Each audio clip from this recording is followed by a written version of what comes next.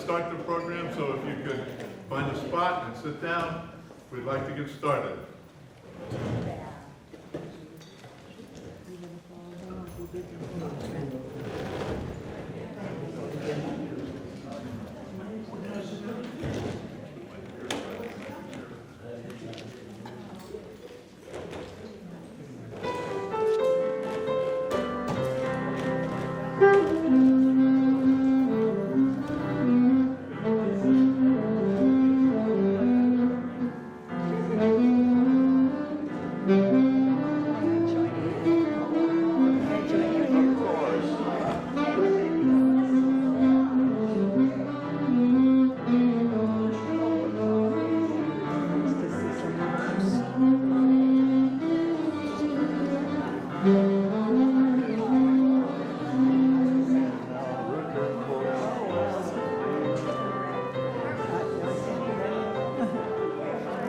Popcorn smells really good. Okay, that's why I'm smelling it.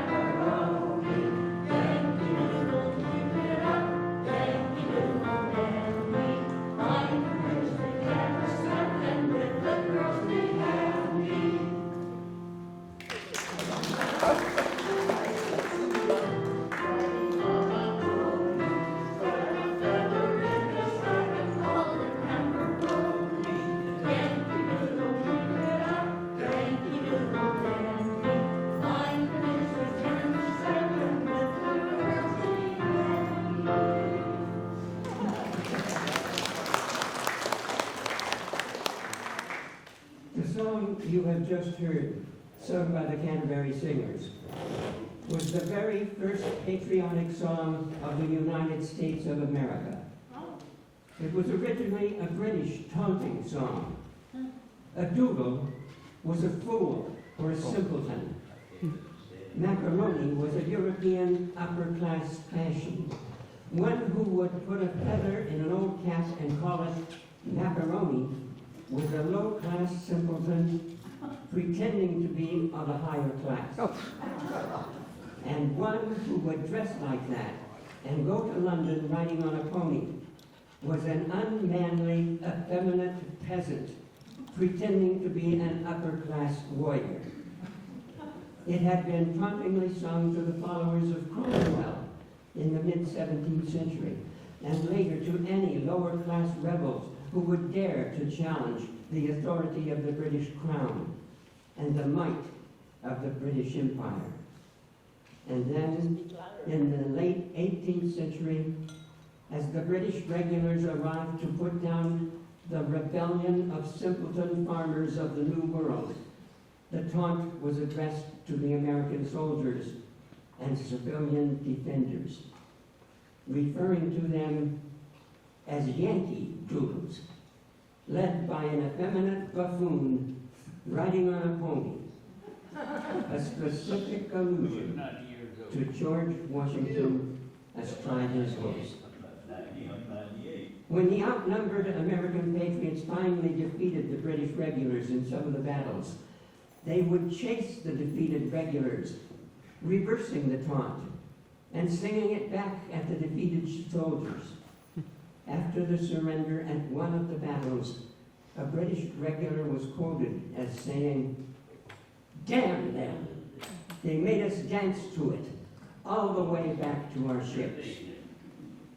And after the final victory in 1783, Yankee Doodle became a popular victory song throughout the new nation. It was sung in bars and taverns. It was sung at family reunions and picnics and at barn raisings. It was published in collections of nursery rhymes and even found its way into the music for square dances. Hence the words, "Mind the music" and "the step." 17 verses have been preserved since those early days of our nation. Indeed, Yankee Doodle could well have become our first national anthem, if not for the elegant penning of the lyrics to the Star-Spangled Banner by Francis Scott Key after the War of 1812, just some 30 years later. Sing.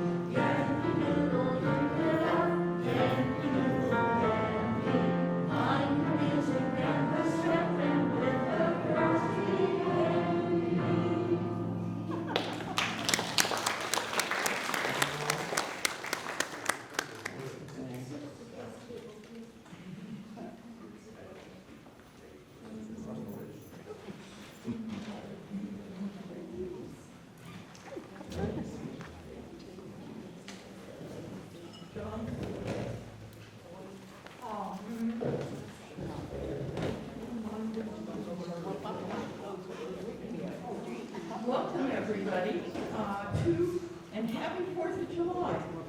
The Entertainment Committee, who've seen some of their work now, put together a program for you to celebrate our day. Enjoy. There's a lot of entertainment that'll be great.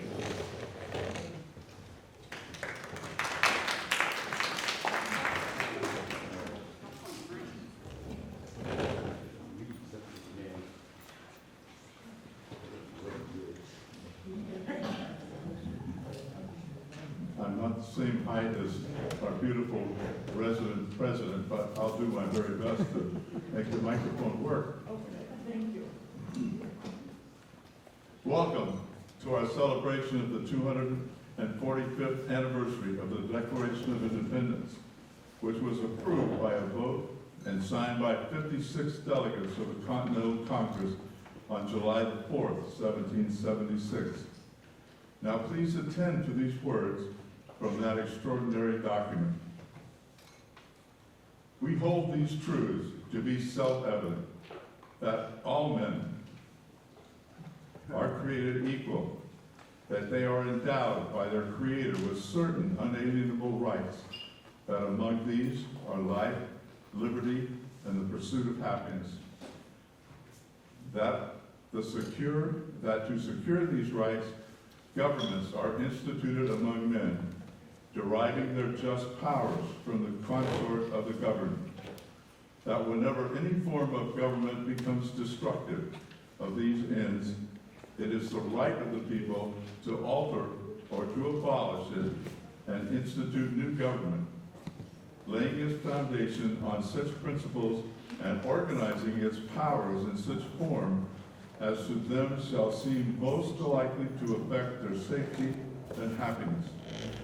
We therefore, the representatives of the United States of America in General Congress, assembled, appealing to the Supreme Judge of the world for this rectitude of the intentions due in the name and by the authority of the good people of these colonies, solemnly publish and declare that these united colonies are, and of right ought to be, free and independent states, that they are absolved from all allegiance to the British Crown, and that all political connection between them and the state of Great Britain is, and ought to be, totally dissolved. And for the support of this declaration, with a firm reliance on the protection of divine providence, we mutually pledge to each other our lives, our fortunes, and our sacred honor.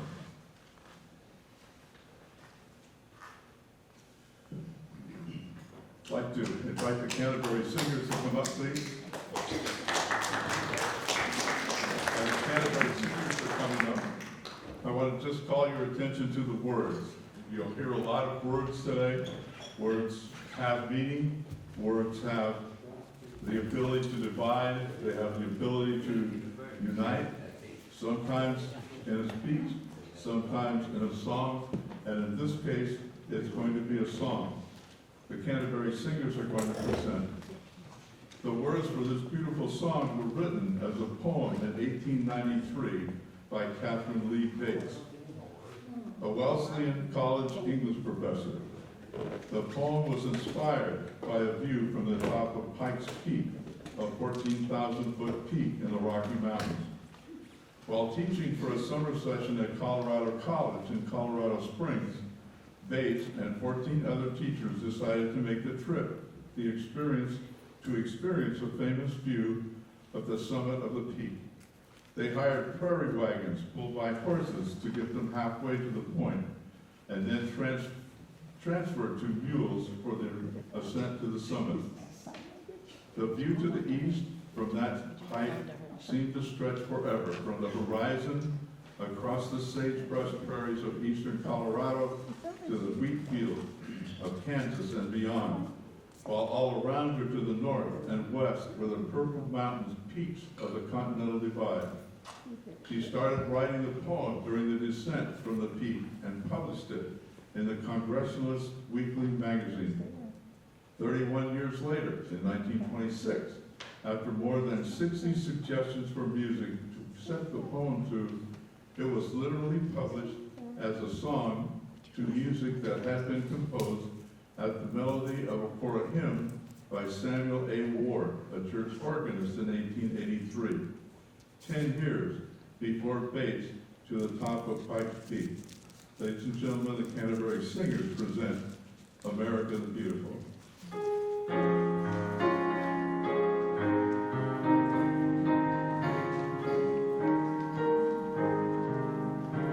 Oh,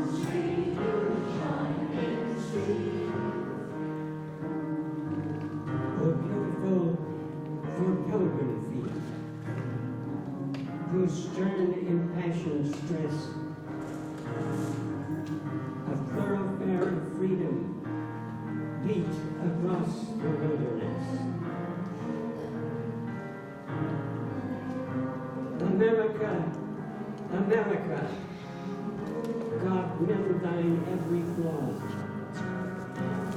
Confirm thy soul in self-control, thy liberty in law.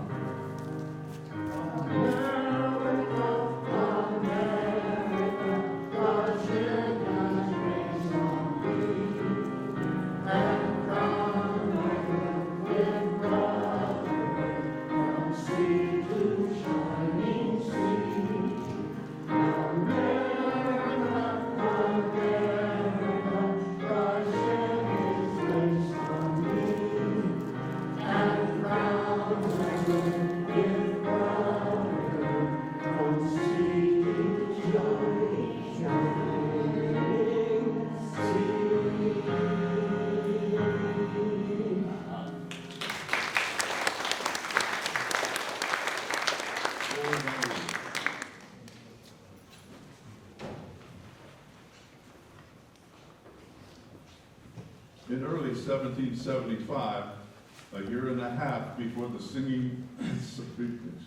before the signing of the Declaration of Independence, revolutionary tensions were growing throughout the American colonies. Only a few months earlier, delegates from the American colonies had convened the First Continental Congress and sent Britain's King George III petition for redress of grievances. In a speech to the Parliament, King George had denounced the petition for its daring spirit of resistance and flagrant disobedience of the law.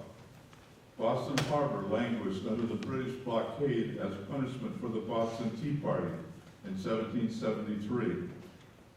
Amid these mounting tensions, the Second Virginia Convention convened on March the 3rd, 1775, to discuss Virginia's strategy in negotiating with the British Crown. 120 delegates filled Richmond's St. John's Church. George Washington and Thomas Jefferson were both in attendance.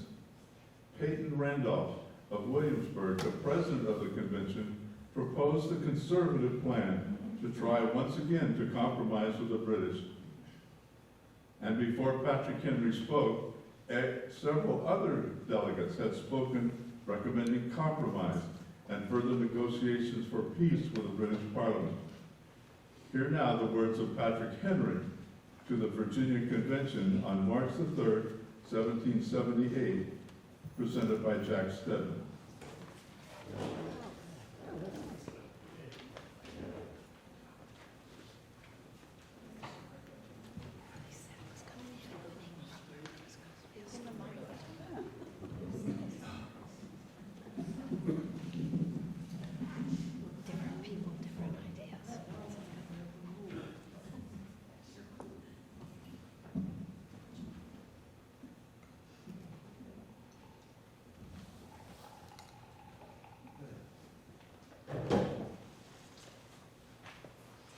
Mr. President, let us not, I beseech you, sir, deceive ourselves.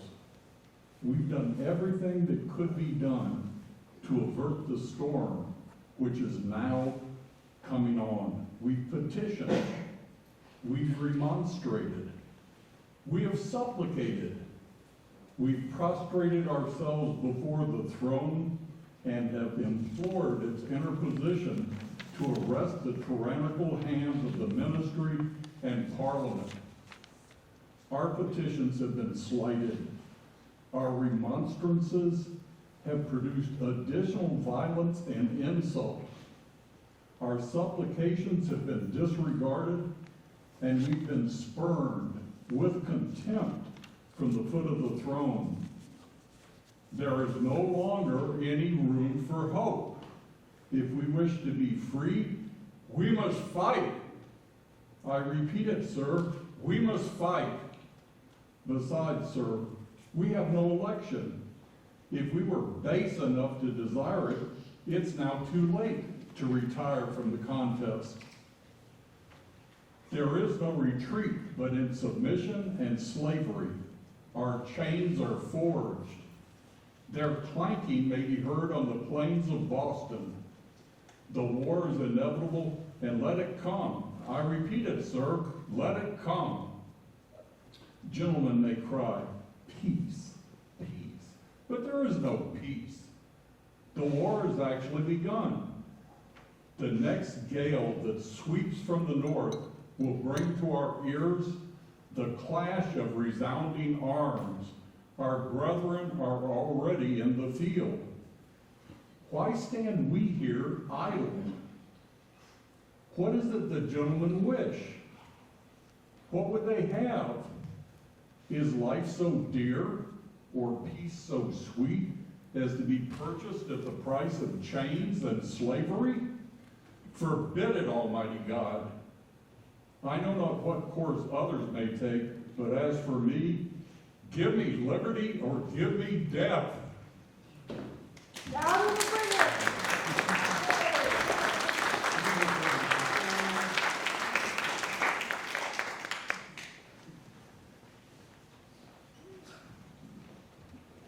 You can see the criticalness of words.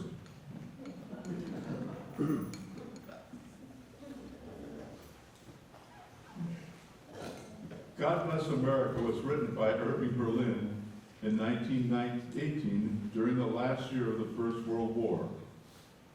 He revised it in 1938 during the buildup of the World War II. It was written in the form of a prayer for our nation at a time when the storm clouds were gathering across the sea. The first time it was ever heard in a national public setting was on November the 11th, 1938, when it was sung by Kate Smith on Kate Smith's CBS radio show, The Kate Smith Hour. Today we're blessed to have Beth Story to sing it for our celebration of the 245th anniversary of the signing of the Declaration of Independence.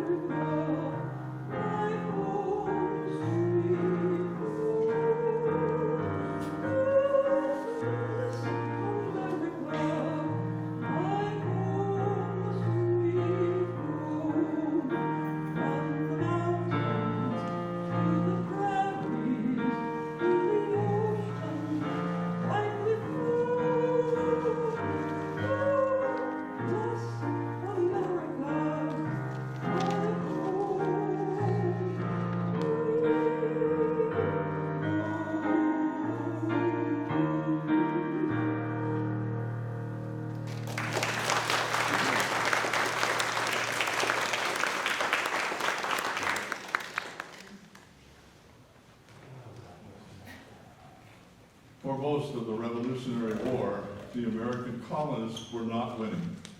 By December of 1776, the British Army occupied New York City, and most of Philadelphia and other cities throughout the North were threatened.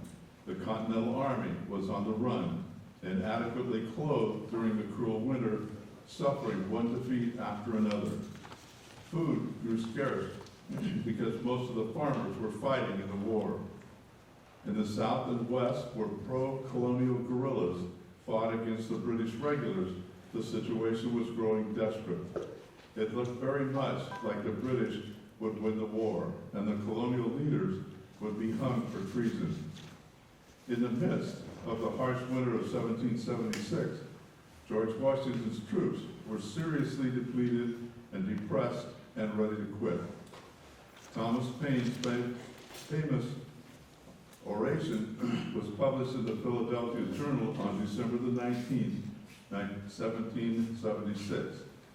On December the 23rd, 1776, 3 days before the famous Christmas night surprise crossing of the Delaware and a pivotal battle for Trenton, Washington ordered that Paine's speech be read to all the troops of the Continental Army.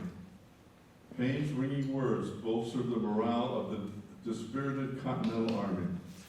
Very late on Christmas night, the small army crossed the icy water of the Delaware River, and in a pre-dawn attack, defeated the Hessian Guards, surrounded and captured the garrison, and liberated the city of Trenton. It was the first decisive victory for the Continental Army in the Revolutionary War. Hear these words from the famous oration of Thomas Paine, read to us today by Roger Dolan.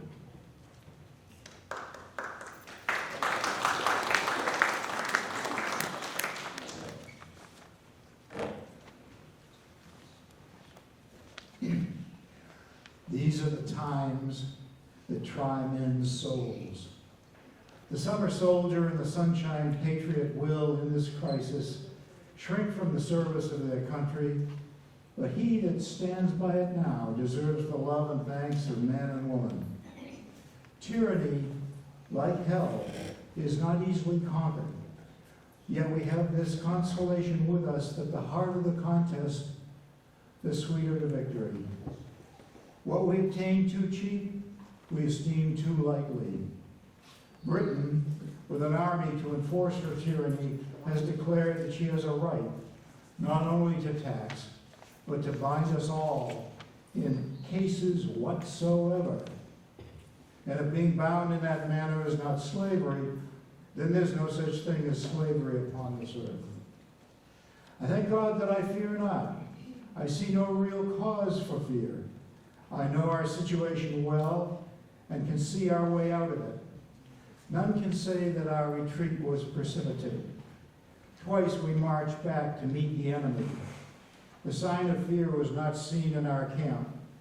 Now, once more, we are again collected and collecting.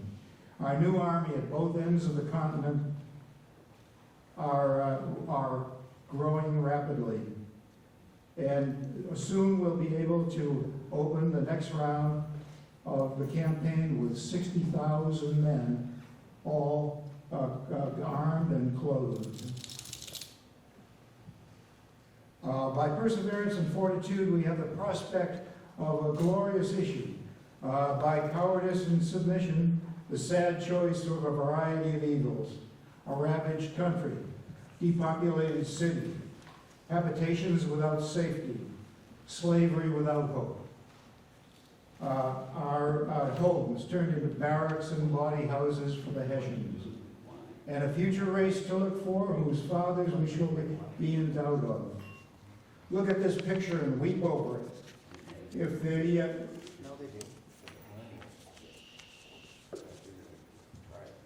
And if there yet remains one thoughtless wretch who believes it not, let him suffer it unlamented.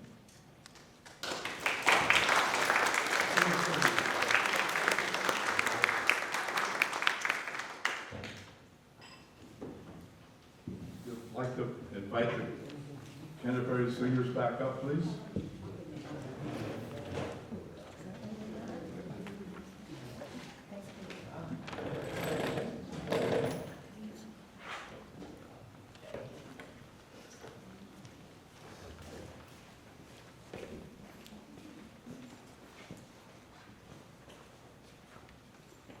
This Land Is Your Land is one of the United States' most famous folk songs. The lyrics were written by American folk singer Woody Guthrie in 1940, just as our country was emerging from the Great Depression. The lyrics were revised and republished in 1944 in the last year of World War II. Guthrie's melody is based on the existing tune written by the Carter family entitled When the World's on Fire. In 2002, This Land Is Your Land was one of 50 recordings chosen that year by the Library of Congress to be added to the National Recording Registry. Please welcome the Canterbury Singers back to sing Woody Guthrie's "This Land Is Your Land."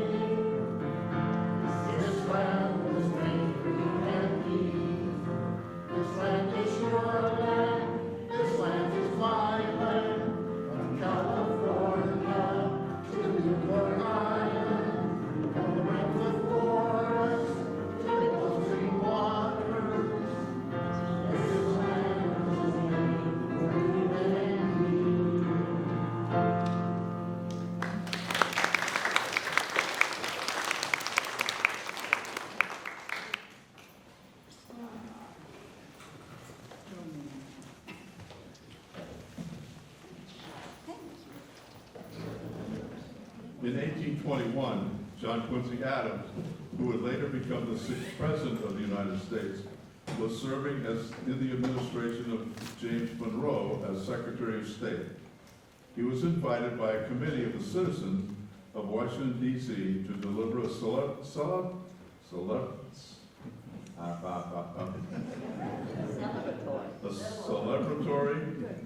oration on the occasion of the ceremonial reading of the Declaration of Independence to celebrate the 45th anniversary of the signing of the Declaration. Jack Stanley will read John Quincy Adams' honorary oration to the Declaration of Independence. It will be acted o'er, fellow citizens, but it can never be repeated. It stands and must forever stand alone, a beacon on the summit of the mountain to which all the inhabitants of earth may turn their eyes for a genial and saving light, till time shall be lost in eternity, and this globe itself dissolve. It stands forever, a light of admonition to the rulers of men, a light of salvation and redemption to the oppressed. So long as this planet shall be inhabited by human beings, so long as man shall be of social nature, so long as government shall be necessary to the great moral purposes of society, and so long as it shall be abused to the purposes of oppression, so long shall this declaration hold out to the sovereign and to the subject the extent and the boundaries of their respective rights and duties, founded in the laws of nature and of nature's God. 45 years have passed away since this declaration was issued by our fathers. And here are we, fellow citizens, assembled in the full enjoyment of its fruits, to bless the author of our being for the bounties of his providence in casting our lot in this favored land. To remember with effusions of gratitude the sages who put forth and the heroes who bled for the establishment of this declaration. And by the communion of soul, in the reperusal and hearing of this instrument, to renew the genuine holy alliance of its principles, to recognize them as eternal truths, and to pledge ourselves and bind our posterity to a faithful and undeviated adherence to them.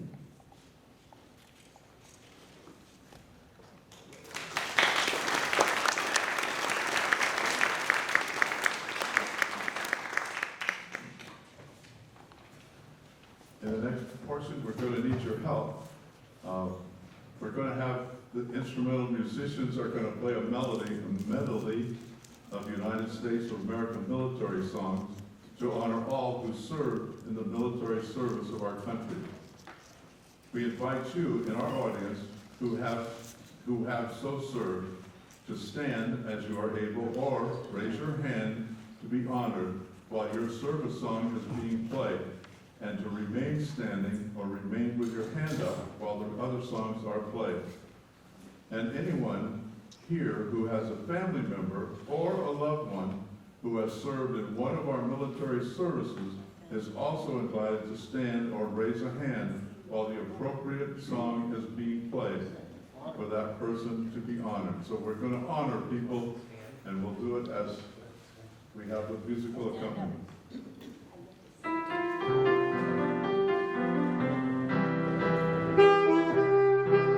United States Army.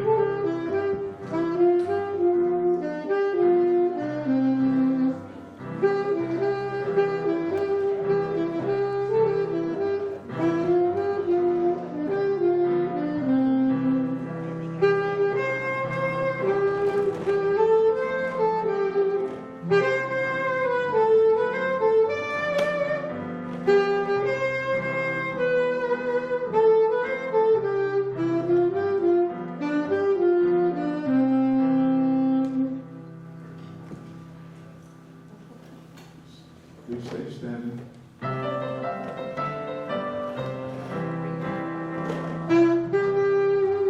United States Air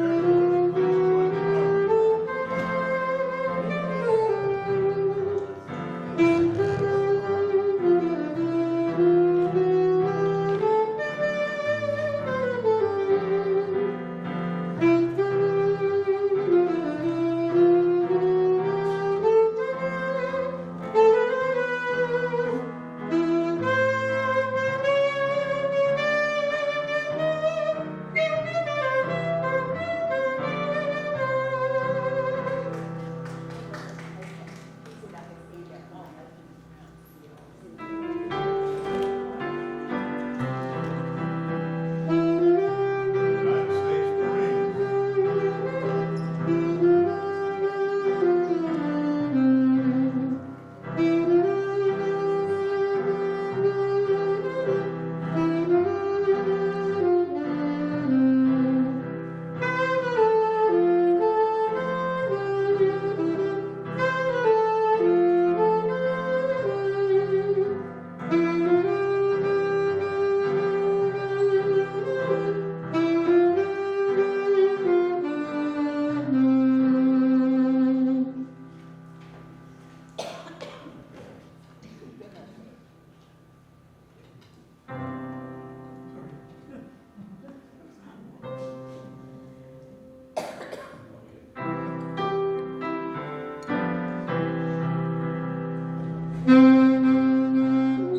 United States Coast Guard.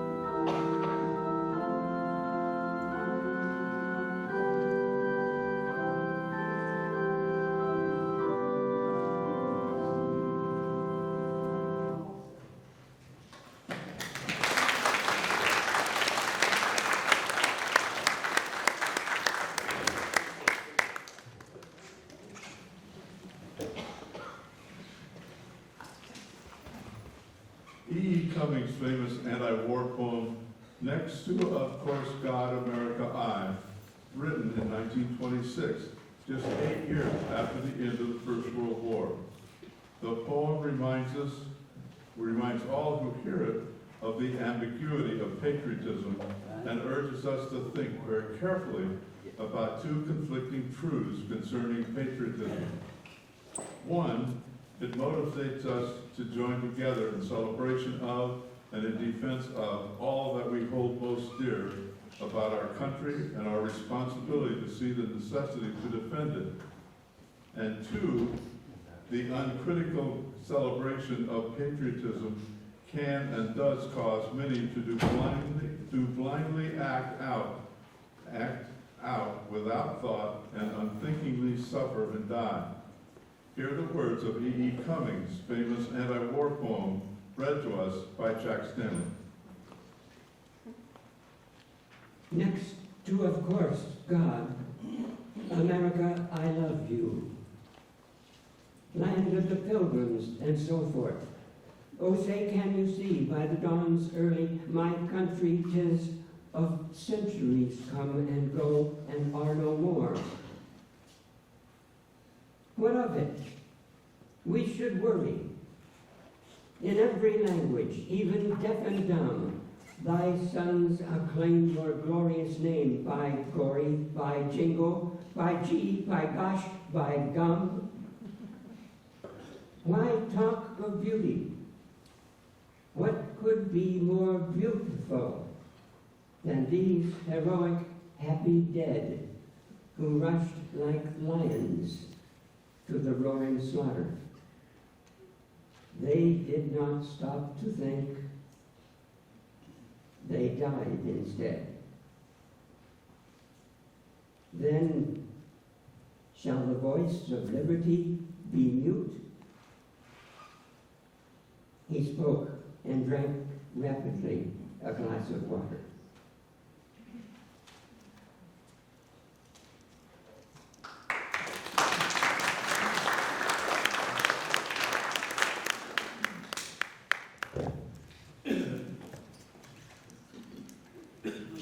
In April of 1860, Henry Wadsworth Longfellow made a short trip from his home in Cambridge to Boston to be taken on a tour of the historic sites of the city of Boston. Led by his guide, he climbed to the top of the belfry tower of the Old North Church and was shown the two lanterns that had served as signal lights on the night of April 18, 1775. Longfellow immediately began to work on a narrative poem that would tell the tale of the heroisms of that rider and those patriots and militiamen who made the victory of Lexington and Concord possible. Longfellow's poem was published in 1861 in the Atlantic magazine. It's presented today by Lois LeBeau and Katie Goff.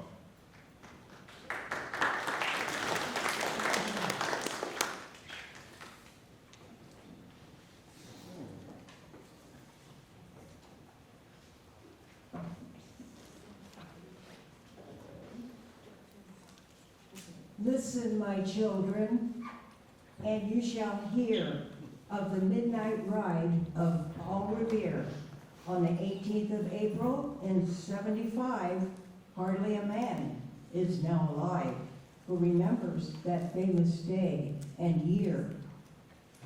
He said to his friend, if the British march by land or sea from town tonight, hang a lantern aloft in the belfry arch of the North Church Tower as a signal light. One if by land, two if by sea, and I on the opposite shore will be ready to ride and spread the alarm through every Middlesex village and farm for the country folk to be up and to arm. Then he said, good night, and with muffled oar silently rowed to the Charleston shore, just as the moon rose over the bay, where swinging wide at her moorings lay the Somerset, British man of war, a phantom ship with each mast and spar across the moon like a prison bar, and a huge black hulk that was magnified by its own reflection in the tide. And then, impatient to mountain ride, booted and spurred, with a heavy stride impetuous, he stamped the earth, and turned and tightened his saddle girth. But mostly he watched, with eager search, the belfry tower of the Old North Church. And lo, as he looks on the belfry's height, a glimmer, and then a gleam of light. He springs to the saddle, the bridle he turns, but lingers and gazes, till full in his sight a second lamp in the belfry burns.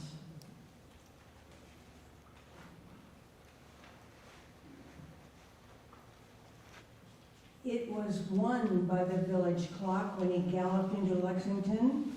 He saw the gilded weathercock swim in the moonlight as he passed, and the meeting house windows, black and bare, gaze at him with a spectral glare, as if they already stood aghast at the bloody work they would soon look upon.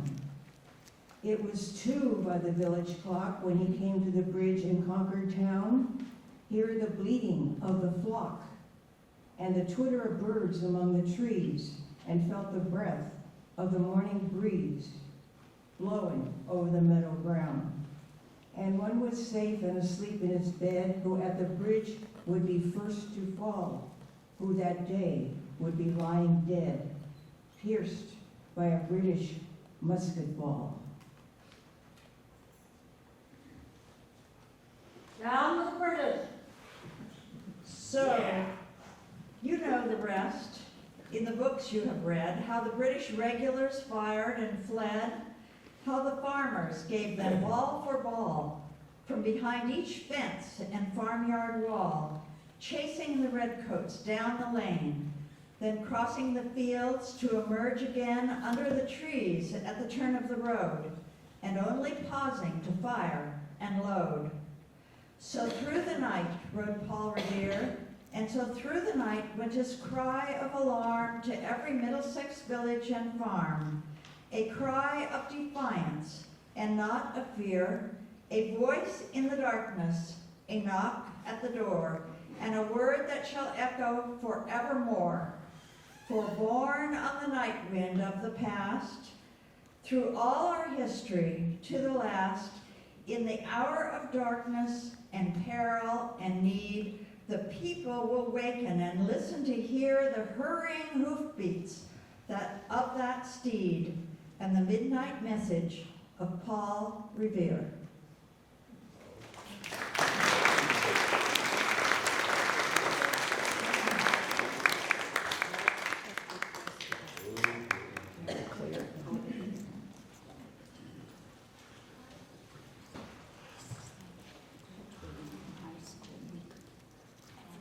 We're now kind of ready to conclude our celebration. I don't think we're ready to conclude because there's still a lot of goodies to eat and still a couple of things still to do, but we're all getting to the end, and for this celebration of the 245th anniversary of the signing of the Declaration of Independence, would the window drape monitors please close the drapes, please? Thank you. As we're preparing this, the last piece of our activity, we need to ask you if you'll put your masks on.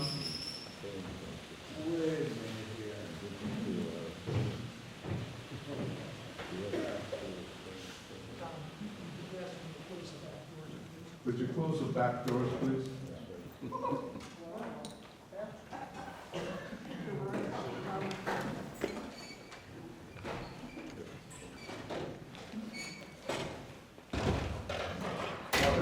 Musicians will lead us, and we will ask you to sing along through your mask while we are singing.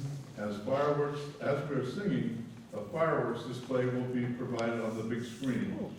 When the Star Spangled Banner is over, we ask you to take your seats for a few minutes until we can bring the lights up and make it safe for you to move about.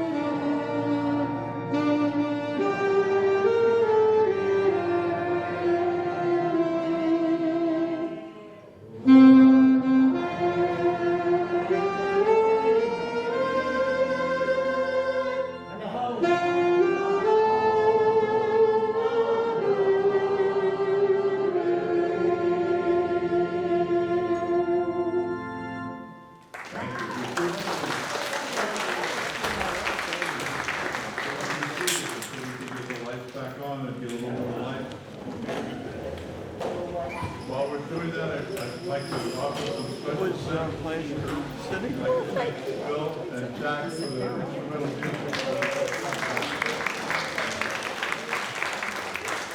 Also like to thank the Canterbury singers. Would you guys hold your hands up for them? And our leaders, Jack, Roger, nice job, guys.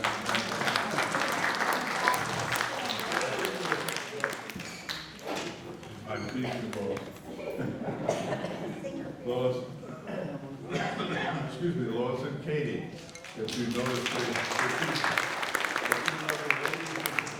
that's a separate remark, but I'm 84 years old and I get to make those once in a while.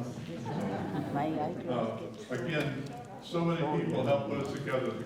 The food services staff that put together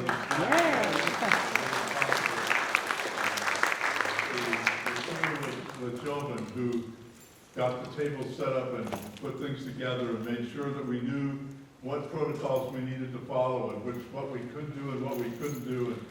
And we had probably, gentlemen, about 6 or 7 meetings saying, can we do this? No, you can't do that, but we can do this. Well, so we went back and forth, and this is the result. And a lot of folks did a really nice job of getting this all together. I want to especially thank Jack. Jack did such a good job of putting all of this together. John, the leader of our infamous committee that keeps putting the EMP stuff together. They do more than just the entertainment and program, all the different varieties of stuff that we do. But we're just really so grateful to so many people. But mostly, we're just really thankful that you're here. Thankful that we can have an activity like this, get us all together, get us started off on moving back so that we can have lots of our independence. Is not going to be a nice word. We're getting them a little at a time, and activities like today help get us a little farther down the road to get us to that place. So I really, again, want to thank you again for being here. I hope you enjoyed today. For the next few minutes, I guess we have to judge by how much popcorn we have left, and the popcorn kind of gets finished, but take goodies, go back and get goodies, get your root beer floats, and I saw some beautiful floats, but they were just yellow. Yellow glass with ice cream in it, I don't know what that was, but it looked pretty good. But share time. Enjoy your friends, enjoy your neighbors, and mostly thank you for being here.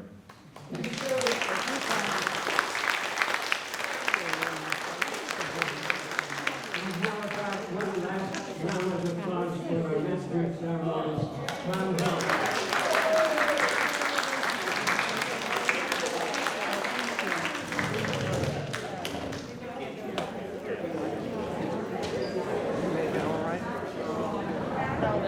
Hey, good looking.